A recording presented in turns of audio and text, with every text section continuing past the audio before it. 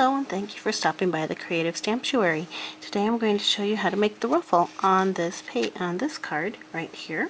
Pretty simple. You use the fancy flower punch, which you also use on the stamp set there. There's the punch. Let's go ahead and show you quickly how to do it. What you do is you take any cardstock and use the petal punch here. So you just flip that switch there. For the card we're making, you needed 4 punches. I've already done most of them. I'm just going to punch one out for you right here. There we go. And this is a paper technique that I'm going to use to make it look more like a linen type look. If you see the ruffle here, it's kind of like a more fabric linen look. I got from Minx Cat on YouTube, so thank you for that paper technique. And I'm applying it to my own ruffle here. What you do is after you take that punch, you go ahead and scrunch it all up. The great thing about Stampin' Up! Papers, they're nice and thick and they have multiple layers of cardstock in there. Doing this, we're going to be able to thin out some of the layers and make it have a more linen type look, a fabric type look. And if you keep scrunching it up, you might want more scrunching after you open it up. If it's still a little bit hard, just keep scrunching it up in a ball. Get it as small as you can. Just smush it around until it's nice and soft and pliable, and you start seeing the layers separate. If you look here, the layers are starting to separate. Once you do see those layers, go ahead and start to peel it apart to make 2 petal punches. And this is again the fancy flower punch. If it rips a little, it's okay. And keep that going here. You'll see the inside kind of does have a fabric softer look compared to the outside, which is the papery, leathery look. And there you go, there's 2 pieces. I've gone ahead of time and punched my other pieces. For this card we actually needed 4 punches, which end up with 8 pieces of flower here. And once you have that all done, there you go right there, you're going to put adhesive, and I'm using snail adhesive, and you're going to put that down the middle so that you can make your pieces stuck together.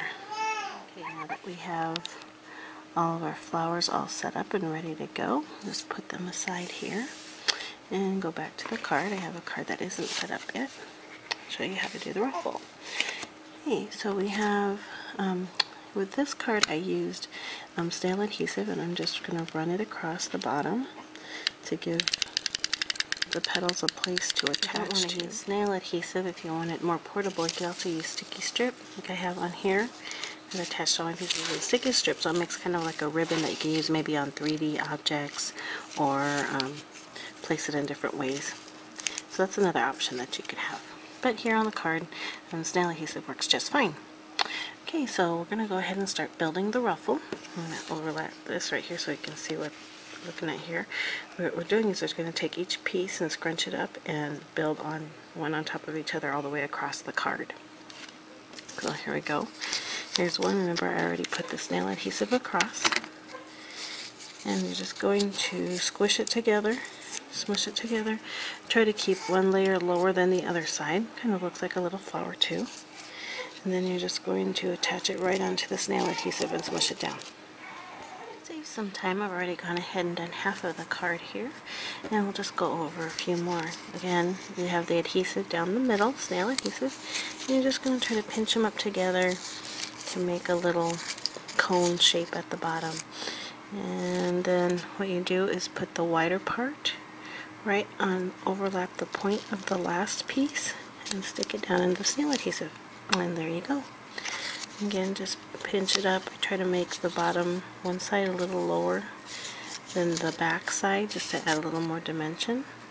And again, take the wider part and overlap it on the pointy part of the last layer.